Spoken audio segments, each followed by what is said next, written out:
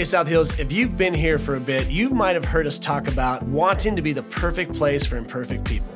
That's not just a catchy phrase that we share. Since there are no perfect people, we believe the church should be a place that anyone and everyone feels welcome. And that's the one reason we love hearing stories about people finding the church and, more importantly, finding Jesus. Just like this recent story from one of our campuses. A woman stopped by the church hoping someone could pray with her. She was going through a really difficult time and felt lost and hopeless. She remembered hearing about South Hills at an outreach event a few months prior, which is why she stopped by. Our staff was able to pray with the woman and invited her back to church on Sunday. Not only did she come back that weekend, but she made the incredible decision to follow Jesus. She's been attending ever since and looking for ways to get more connected at South Hills. When we allow someone the opportunity to come through our doors and experience what God has to offer on our weekend services, God gets a hold of their heart. I just want to encourage you to continue to look for opportunities, to look for the interest of others, and allow God to use you in those ways.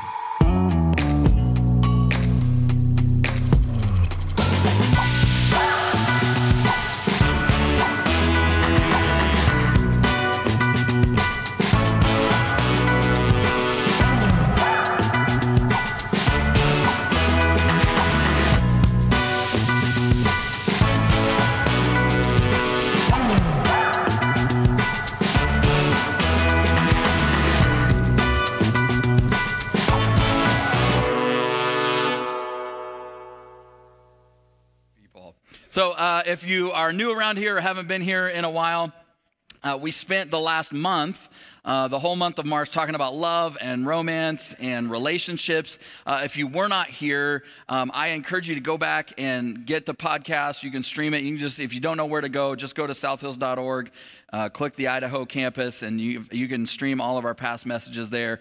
You can also use the app as well. But today we're beginning a brand new conversation that in some ways I think is kind of a spin-off of last month's series, because fights about money and money stress and money issues are consistently one of the leading causes of why people get divorced, why people split up, why families break apart. And so we're actually going to take some time, and we're going to take our time to get there, but we're going to take some time this month and talk about that. And so we're going to actually come at it, though, from a little bit of a different place than you might expect. So I wanted to begin this morning, despite my very youthful appearance, I am a Gen Xer. Any other Gen Xers in the house? So I was born way back in the 1900s. I was born in 1975 to be exact. And so I grew up in the 80s.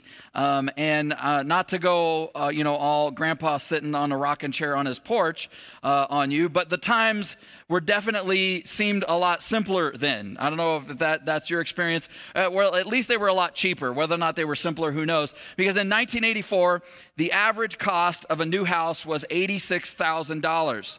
A movie ticket was $2.50. Gas was actually a little bit on the expensive side, was on $1.10 a gallon, because actually in 1986 it went down to 85 cents a gallon. I don't know, anybody remember that? Yeah, okay, a couple of us. Apple was a long way from the iPhone, but they had just released their first Macintosh home computer. Michael Jackson's Thriller was killing it on the radio.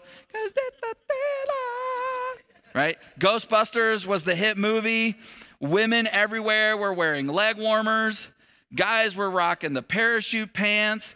And everybody had gloriously feathered hair. It was awesome.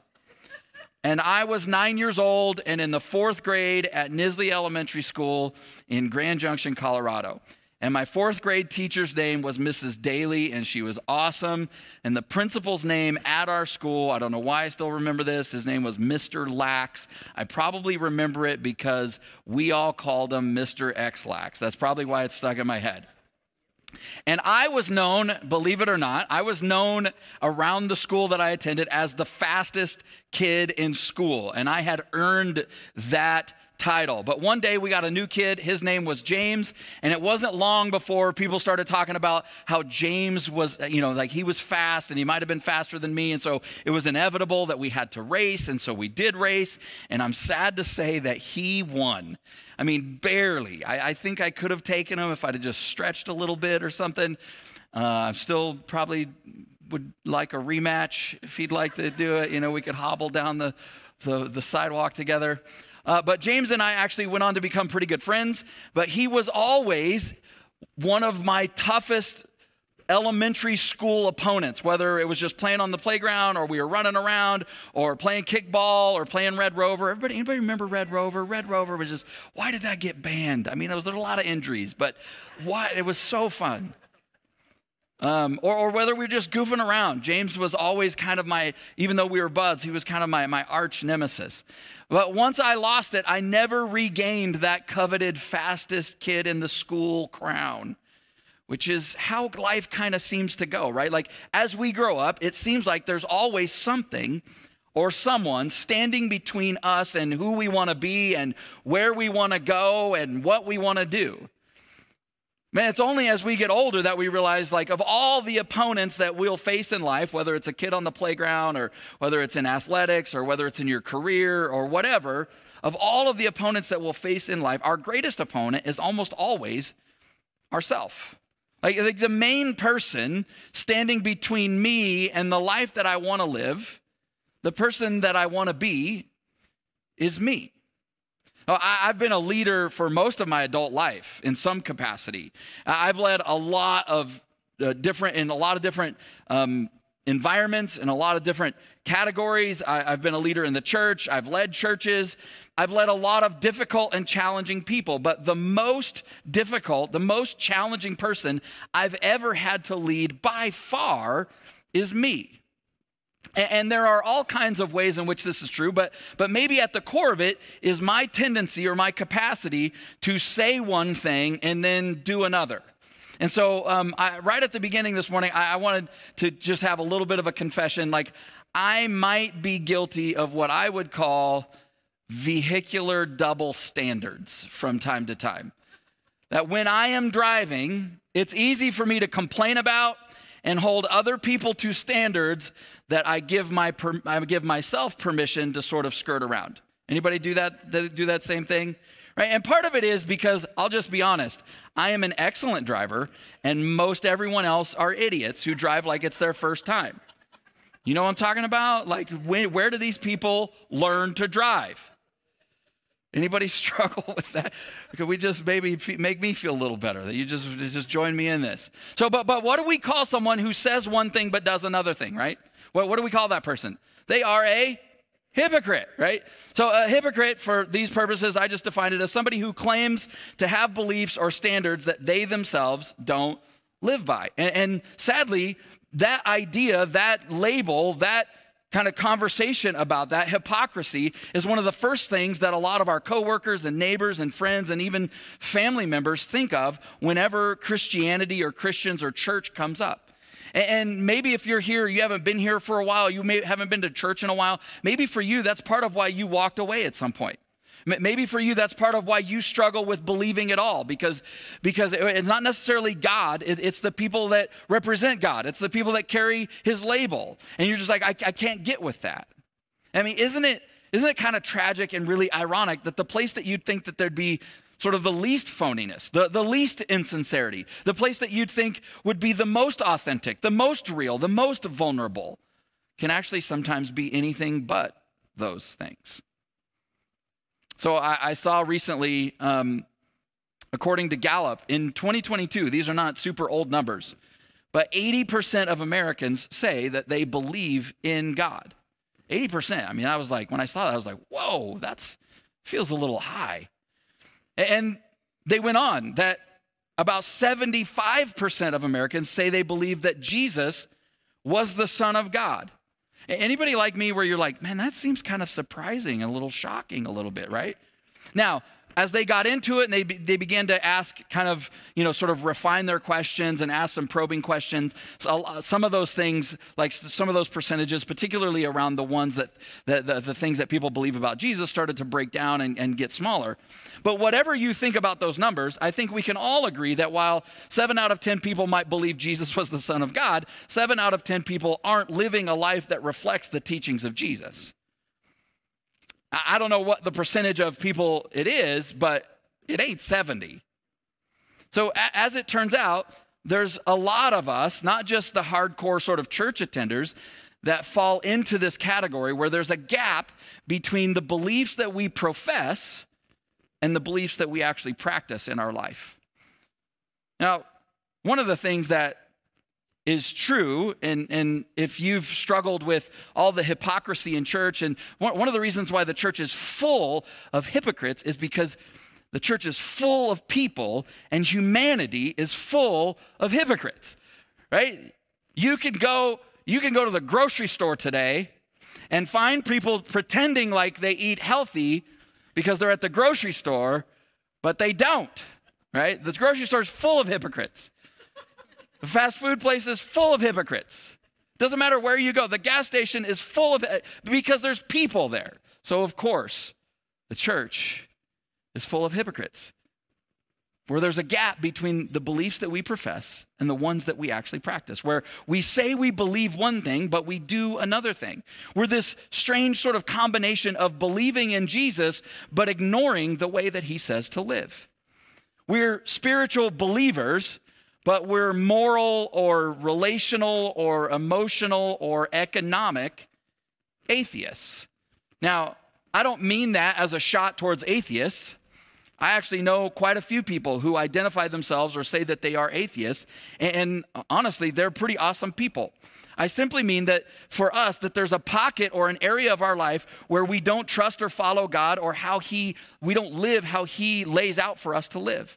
We believe in God, but often live and behave like he's not there, especially when it comes to certain moral situations, or when it comes to relationships, or when it comes to our finances, or how we treat certain people who don't look like us, or think like us, or believe like us, or vote like us, right? That we give ourselves permission for our politics, let's say, to trump whatever we say we believe about God or the message of Jesus. Now, the reality is that this is not super unique to us, right? It's a problem that humanity has had for as long as humanity has existed. In fact, it's so common to all of us in human history that people of faith and to people of faith that the scriptures are full of places where God is actually talking to and about people who were doing this very thing. So Jesus, let me just kind of point you to one of these places where Jesus kind of hints at this, right? So Matthew chapter 6, verse 31. It's part of the Sermon on the Mount. He says this, he says, "Don't worry, saying, what shall we eat, or what shall we drink, or what shall we wear? For the pagans," and he's not saying that as an insult to people, it's just, he's simply referring to people who do not believe in God. He's like, because that's the way those people live. They run after all of those things, and your heavenly Father knows that you need them. But, and then there's like that implied you, right? But you who say you believe in God, you who say you're a follower of Jesus, you who identify as a person of faith, you shouldn't chase after all that. That shouldn't be what your life is about. You seek first his kingdom and his righteousness, and all of these things will be given to you as well. Now, obviously, specifically in these couple of verses, he's talking about worry and money and stuff and living.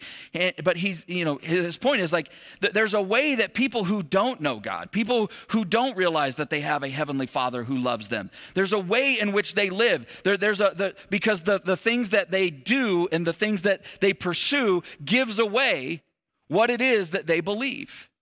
And so their life is all about the chase for more. It's all about the bigger and the better and the more. Because it's all they have. But it's a life that's full of worry and wearing yourself out.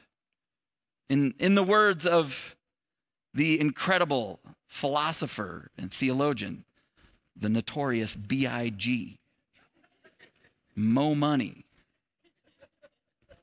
mo problems. Right? But when you are not a follower of Jesus, when it's all on you, it's all you have, right? And so he's going, but you don't have to do that. You know better. You know and believe in God. You know and believe in a God who's a good father to you, who loves you and will take care of you. So why are you living as if he's not there? Why are you a spiritual believer but a practical atheist? So there's this place in one of the New Testament books that kind of captures this whole idea. So the book is actually a letter that was written by a guy named Paul to a young pastor named Titus, and they had been traveling around together, and they started a church together on an island called Crete. And when Paul left there, he left Titus, and Titus stayed behind to make sure that the church kind of got off on the right foot, that it got off to a good, healthy start. And then Paul writes a letter back to him, and he's talking about some of the people who were a part of that church, who were around that church when they got it started. And he's talking about people who are the kind of people who are just talk, but their actions don't really match all the talking they're doing. Right? And so this is what Paul says to Titus in Titus 1:16. He says, they claim to know God, but by their actions, they deny him. They are detestable, I mean, that's pretty strong, disobedient, and unfit for doing anything good, right? So there it is. People who claim to know God, but by their actions, they deny him. Have you ever known somebody who talked a really, really good game about something, but then when it came time for them to like put up or shut up, they just couldn't do it? They just needed to shut up because they couldn't put up. Right? The reality, they talked a good game, but the reality was just way, way, way different. I mean, they're all sizzle and no steak. Right? They're all foam and no beer, and who wants that? Well, I was a youth pastor at a church and for many years, and there was a high school student who kept coming to me, and he wanted to play drums on the band with the worship team, and he kept saying, man, I play the drums, you got to give me a shot. And literally what he would say is like, dude, I don't suck. I promise. Give me a chance. It'll be good. And he just kept bugging me. And so one day I decided to have him come to our rehearsal so he could try out. And we had a fantastic drummer. That was the other problem, is like, oh, we have a really, really good drummer. But I'm like, hey man, we'll get him in there. So we put him in there. And it was one of the funniest experiences I've ever had, but I was the youth pastor, so I couldn't laugh at the kid. I had to be like, wow, buddy, that was good. All right. But maybe, because right when he sat down and the band started to play just an average song, like we started to like we sang here today, he played as if he was the drummer of a speed metal band. And it was time for him to solo. And it was just like, he is the king of... And everybody was like looking, and so we're like, time out. I was like, hey man, all right, like you got the drum solo thing down. Can we try again? But maybe just, let's ease into it. It didn't matter. No matter what we did, no matter what song we did, we got the same drum solo. He couldn't do it. Right? He was all talk, but he couldn't do it. And I felt bad for him. It worked out fine. But Paul's writing, right? Paul's going like, that's what these people's faith and their life is like. I mean, it's one thing to say like, oh, you can dunk a basketball and you can't. It's one thing to say, oh, you can play the drums and you can't. But it's another thing to be like, to talk about God and faith and church and to talk about what you believe. And you say you believe in God, but you live and behave as if he's not there. And let's be honest, what Paul says here in this letter, right, it's pretty harsh, right?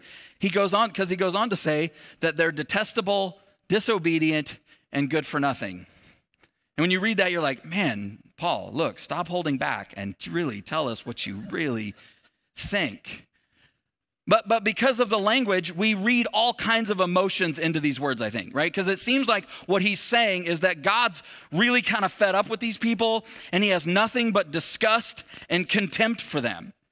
But I don't think he's actually describing like an emotional reaction that he's having, or even an emotional reaction that God's having to them. I think he's actually describing the condition of their life. See, it may be a more accurate way of us understanding what he means by the word detestable. It is more of the idea of they leave a really bad taste in your mouth. Which, when you think about it that way, that's a perfect description for sort of the universal response when we experience somebody being like a crazy hypocrite, right? That's how we respond. It's like you're just like, oh God, man, that person, and you just stuck with this really bad taste in your mouth. And we need that reminder because no one wants to be a hypocrite. But the truth is, your hypocrisy bothers me a whole lot more than mine does. And I have a feeling you're the same way. And he goes on. He doesn't just describe them as leaving a bad taste in your mouth. He says they're disobedient. And I think that's just like summing up somebody who thinks they know better than God. So they just ignore him. God, I know what you want. I just don't really want to do that. I think I have a better idea of how my life should go in this area than you do. God, I know what you're going to say about this, but I don't want to do that. Any parents ever experienced that with your kids where you're telling them something and they're like nodding? You know, so we have my son Kelton just turned 8, and of all our 4 kids, he's our youngest, and he does this more than any of them, where like when you're giving him instructions, he's looking right at you and he's nodding like he's listening, and then he walks away and he goes and does immediately the exact thing that he wanted to do and doesn't give a crap about what you just said, right? So that is the picture that Paul is painting of these people, of just like, yeah, I got it. This is what I believe. I believe in you. Okay, I know this is what you want me to do. Yep, not going to happen, right? I'm just going to go do what I want to do. They think they know better than God. Then he says they're unfit for doing anything good. Now, he's not saying that they're worthless as human beings. He's talking about what it is that their life is producing, that their life doesn't produce the kind of good that they hope for, right? That they talk all this stuff, but the stuff that their life is producing doesn't actually back up that what they're saying is true. And that's the description of our lives when we believe in God, but we don't know him or don't trust him enough to live like he's telling us to live in an area of our life. And I think part of what's being communicated here is that your choices aren't just about you, right? That when you believe in God, but you wall off some area of your life from him, it doesn't just affect you. You think it just affects you, but it doesn't, because your life is producing something. So there's an interesting place in the Old Testament where God is talking to his people, the nation of Israel. And in this particular moment, it comes sort of the context of it is that he had rescued them from slavery in Egypt. The Exodus has already happened, but they had not yet made it to the land that he had promised that he was going to lead them to. And so it was this sort of scary, uncomfortable, in-between experience for them, where God had set them free, but now they're having to learn to trust and to follow him. And this is what God says in Leviticus chapter 18, beginning with verse 1. It says, "And the Lord said to Moses, give the following instructions to the people of Israel. I am the Lord your God. So do not act like the people in Egypt, where you used to live, or like the people in Canaan, where I am taking you. You must not imitate their way of life. You must obey all my regulations and be careful to obey my decrees, for I am the Lord your God. If you obey my decrees and my regulations, you will find life through them, because I am the Lord." Now, there's a lot in there, and maybe if you have been around church, you know, a lot of times when we read certain passages like this, that like sometimes they're used to sort of beat people over the head about following certain regulations and certain rules. But there's some things that I want you to actually see, because notice what he says before he even gets into the instructions, right? He reminds them of who he is. He says, "I am the Lord your God." Isn't it strange that God would have to remind us that he's our God? I think he says this for a couple of different reasons. Part of it is, I think he's just reminding us that he's not detached, he's not indifferent, he's not distant from us, that he's personal, he's compassionate, he's intimate. He's going, yeah, I'm the God of the universe. Yeah, I'm the creator. Yeah, I'm the God over it all, but I'm your God. I'm not somewhere else. I'm right here. I think that's part of what's being communicated here. But then he mentions the people of Egypt and of Canaan. Have you ever noticed how we have a tendency to worry about how other people are living instead of worry about how we're living? That specifically when it comes to church or Christianity, That we're willing to try to put our morality and our standards and our beliefs about God and what the Bible says on other people who don't believe and really don't care. See, I think when he says, I'm your God, the implication is like, I'm not their God. So leave them alone. Leave them out of it. They shouldn't even factor into this conversation. And by the way, God wasn't their God. It wasn't because he didn't love them or didn't choose them. It was their choice, not his. And so he's like, look, you're going to be tempted to imitate them, to live like people who don't believe in or know me, but don't do that. See, the truth is trusting God means that we live by his wisdom in everything, in every part of our life, from your relationships with your family and your friends to your ethics, to your morals, to the economics of your life, all of it. And why would we do that? Is it because God commands us to? Is it for God's benefit? Does he need our obedience? Is it because he needs us to listen to him and obey? Of course not. In the same way that you insist that your kids follow you, the instructions you're giving to them, is it so that you can feel better, so that you get the satisfaction of having been obeyed? No, it's because of what you're telling them is for their good, even if they can't see it, right? So it's for us, it's for our benefit. And God even says at the end of what we read, he says, because if you do this through them, through living like this, you'll find life. And that's always been his motivation, giving us and leading us towards life. And he's telling, like, life outside of me isn't really life because I'm life. And so if you live like I tell you to live, if you live in relationship with me, you will have life. But if you live some other way, you will not have life. I also think it's really interesting that God mentions both what for them represented kind of the dark and broken, painful past, the places of the past like Egypt. But he also mentions all the promise of the future that he has for them. He mentions Canaan. Now, I think part of this conversation is God going, I can't lead you into the future if you're still living in the past. Because if I do, you'll turn Canaan, the promised land, the place of blessing and freedom and life, and you'll make it every bit the place of oppression and tyranny and death that Egypt was. See, that's why God cared about how they were living and not just what they believed. And here's what's crazy. So historians tell us about 2.5 million people, 2.5 million Jews, 2.5 million Israelites were freed from slavery and left Egypt in the Exodus. Almost 700,000 of them were estimated to be adult men. Out of that 700,000 men who left slavery in Egypt, only 2 of them made it to the land that God had promised. 2. Not 200,000, not 2,000, not even 200. 2. Joshua and Caleb. The rest of them wandered around in the wilderness for 40 years until they all died off, till that generation died off. And it wasn't because God didn't love them. It wasn't because he didn't want them to make it to the promised land. It was because you can't bring your old self into the new place that God is leading you, because if he changes your life, but he doesn't change you, you'll only end up destroying the new life he created for you. And that's true of us as it is of them.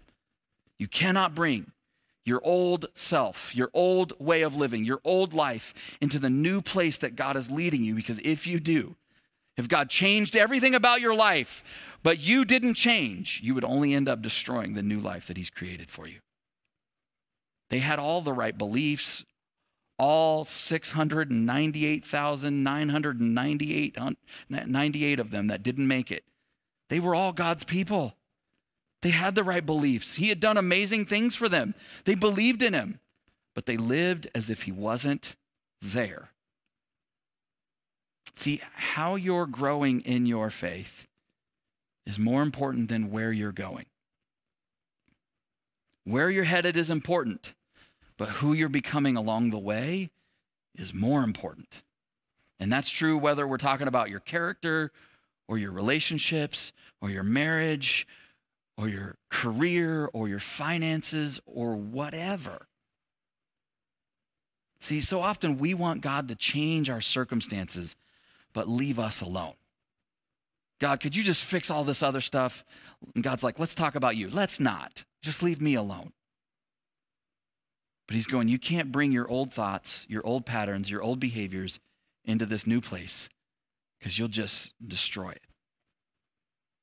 Listen to the way that he describes it over in the New Testament in Romans chapter 12. The Apostle Paul writes these words, I urge you, brothers and sisters, in view of God's mercy, to offer your bodies as a living sacrifice, holy and pleasing to God. This is your true and proper worship. Do not conform to the pattern of this world, but be transformed by the renewing of your mind, and then you will be able to test and approve what God's will is, his good, pleasing, and perfect will. I like that he starts off and he says, in view of God's mercy, in view of who God is and what he's done for you. He doesn't say, in view of God's anger, think about how mad he'll be. You don't want to see his judgment or his threats. He's not standing over you with a hammer. He doesn't say any of that, right? He doesn't say, do this or God will get mad and you'll regret it. He says, in view of God's mercy. If your eyes have been opened and you've experienced and seen the love and the mercy of God, do this. So I think part of this conversation just comes down to what it is that we've experienced from God, what it is that we've focused our attention on in our relationship with him. And then in the second verse, he uses the word patterns. And there's the sense that the pull of those old patterns is enormous.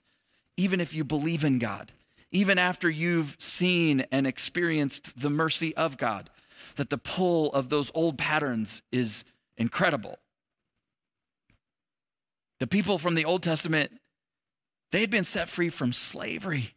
They had definitely seen and experienced God's mercy and love.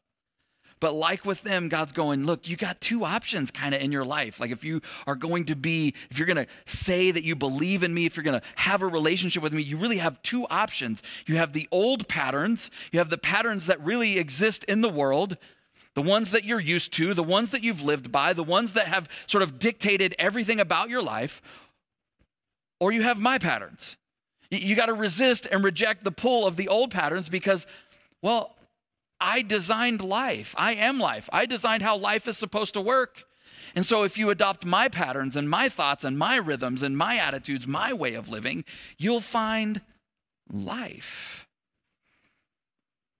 See, I don't obviously, my experiences are confined to my own life. But I think you'd be hard-pressed to find anybody who's ever lived God's way in their relationships whose life has ended up shipwrecked. You'd be hard-pressed to find anybody who's ever taken God's approach to their finances and economics and ended up lost or upside down with their money. Nobody who's ever lived out the way of Jesus has ever looked back on their life with a lifetime of wounds and regrets because of the decisions they made. I think for some of us, it's like really obvious because there is a particular area of your life where you're like, God, I've put a sign up that just says, stay off my grass. You're not allowed in this area. Others of us, though, I think it's a lot more subtle. Like for me, I certainly know what I believe about God. I actually believe that he's not just over there, that he's right here. The problem is I have a tendency to live and believe as if God's got other things going on. And so my life is really just up to me. So I just need to go make it happen, however I can make it happen. And there's been times in my relationship with him, even as a pastor, even as a father, even as a dad, where I'm out there just banging my head against the wall. And it's like God's sitting there going, hello, how's that working for you? I don't know if you know this, but I'm here. It's easy to say we believe all this stuff, but I just got to go do it. I'm just going to go because the patterns are so strong. And it's hard for us to see in the moment, and so easy for us to just imitate what we've always done, imitate what the culture around us is doing, imitate what we were raised about how life works, which is why he, I think, says the phrase that our minds need to be renewed. Because for a lot of us, our beliefs don't need to change. It's that our minds need to be renewed. And he's not talking about intellect, right? He's talking about our reasoning, our perceptions, what we understand to be true about ourselves and about God, how we make sense of the world. That's what has to be changed. That's what has to be renewed. Because the patterns all around us and the patterns that we're used to in all these different areas of our life, whether it's your relationships or your family or your career and job, whether it's economics and finances, all of those patterns are made up of all kinds of thoughts and feelings and habits and tensions and cycles and fears. And it's only when that stuff changes, what's flowing out of what's here, that's when everything changes. You know how I know? Because he says it. He says, then you'll be able to. Then you'll move into a different kind of life. Then you'll start to experience the life God has for you. I don't know if you've ever experienced this in your faith, if you're a person of faith, you're a follower of Jesus, but have you ever had those moments where you just can't seem to get where you want to go in your life with God? Like you really believe and you really want to believe. You really want to know the life that he has for you, but it always just feels like it's just beyond your grasp. It's somewhere out there. And other people talk, and it's like they know God in a way that you don't, and it feels like they're in the fast lane and you're stuck in traffic when it comes to your relationship with God. I think so much of what we experience in those moments is this stuff. It's that we really do want God to change our lives, but just leave us alone in the process. I think that it's that we often do believe in God, but we live like he's not there. We're spiritual believers, but we're moral atheists, or we're economic atheists, or relational atheists. Just leave me alone, God. I know better than you. I got this. There's one more thing I want to show you before we finish. It's found in 1 John chapter 2. This is one of Jesus' closest friends and followers. John writes this. He says, and we can be sure that we know him if we obey his commandments. If someone claims, I know God, but doesn't obey God's commandments, that person is a liar and is not living in the truth. Those who obey God's word truly show how completely they love him. And that is how we know we are living in him. And those who say they live in God should live their lives as Jesus did. Man, I know that when we read verses like that, where, it is like strong language, straight to the point, that there's part of us that's just like, ooh, I don't know if I really wanted to hear that. Why don't you shut up, John? What do you know? Jesus was all about love, right? We start telling the guy who lived 3 years of his life every day with the Son of God, he doesn't really know what Jesus is like. But John's like, this is how you know that it's not just something you say you believe, that it actually affects how you live. This is how you know. Because if you say you believe all this stuff, but it doesn't actually become a part of how you live, these are not my words, this is John, you are a liar. You're a hypocrite. You're all talky talk. But there's no part of your life that anybody could look at and go, oh yeah, that makes sense. They say those things. Did you notice in all the things that John said, there's nothing in there about beliefs? He didn't say, this is how you know you believe the right things. No, he said, this is how you know know God. He used the word know, in fact, 3 or 4 times. See, God's goal isn't for you to believe in him, that he exists, or even for you to believe certain things about him. His heart is for you to actually know him. Because if you know him, the belief part will take care of itself. See, here's the truth. God's not trying to get you to believe something. He's inviting you into a relationship with someone, and that person's name is Jesus. See, Jesus met all kinds of people who believed all kinds of different things about life, about him, and he invited all of them, every single one of them, to just begin following him and to live life like he lived. Most of them, a lot of them, didn't believe he was the Son of God, at least at the beginning. It didn't matter. He invited them anyway, and a lot of them followed him. And along the way, guess what? Their beliefs changed. But more importantly, they changed. How they lived changed. His thoughts became their thoughts. His life became their life.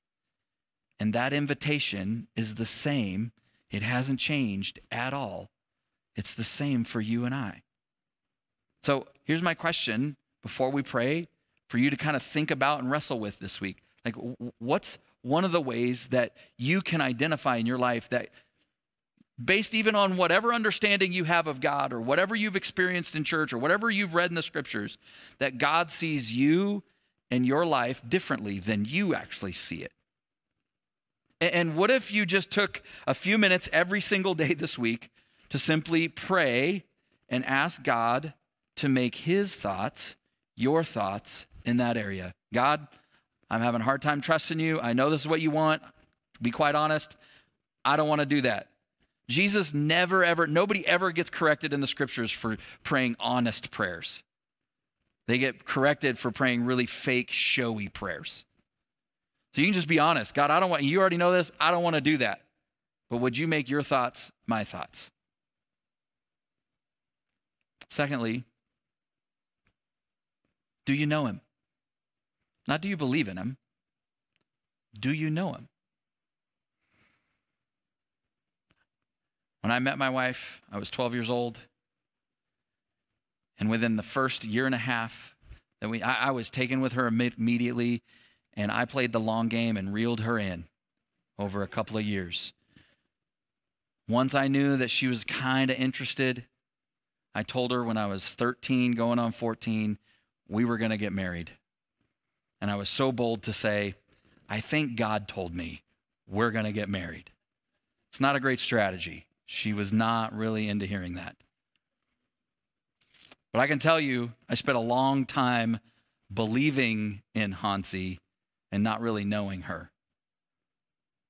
We've been married 28 years. I can tell you, I know this person. I know when she's in a room, I can hear her laugh. Doesn't matter how full, doesn't matter how many other women, doesn't matter. I can hear her voice. I know her. See, there's a difference between believing in somebody, believing in something, and knowing them. And so, just in a moment of honesty this morning, just reflection about yourself. Is there an area of your life where you say you believe in God, but you're living as if he's not there? If so, we're going to pray and you can have a conversation with him about it. Let's do that. God,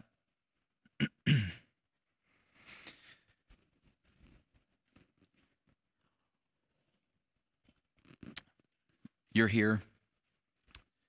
And Lord, would you begin speaking into our souls very specifically for all of us.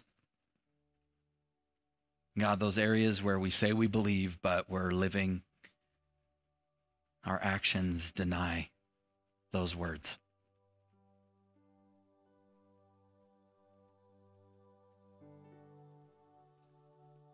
Lord, as we go through this series, we're going to talk a lot about the idea of faith, because that's a part of this conversation that we didn't even get to today. So often, what keeps us sort of locked in, holding back, pushing you out, is fear. The old patterns are familiar even if they don't work.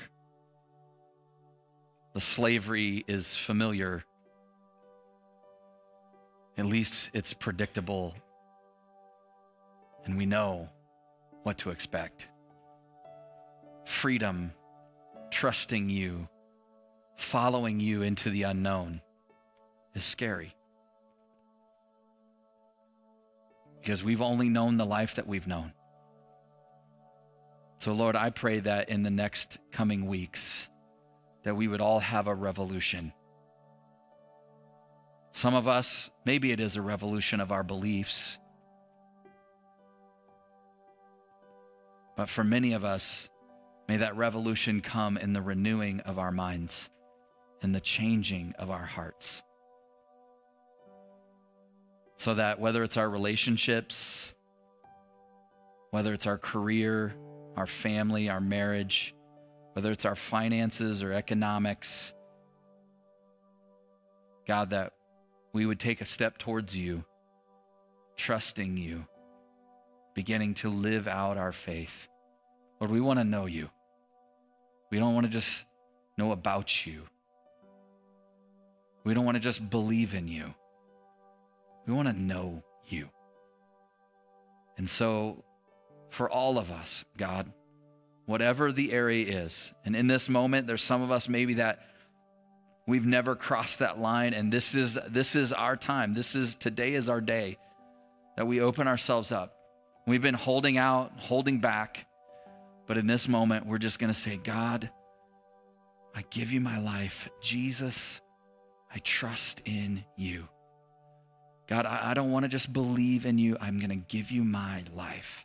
All of it, the good, the bad, the ugly, all my failures and brokenness, all my past, my present, my future, all my victories and gains, all my hopes and fears.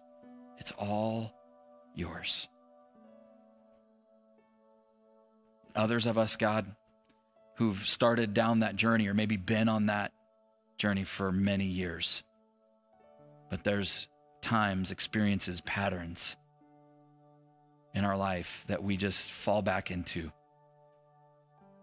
Lord, our life starts changing and it feels really good, and we experience your mercy and your grace, and we start feeling like, oh, we got this. This is because of me. We forget it has nothing to do with us. It's you. It's all you living in us. So, Lord, would you speak into our lives for all of us, those areas, those pockets where we're living as if you're not there.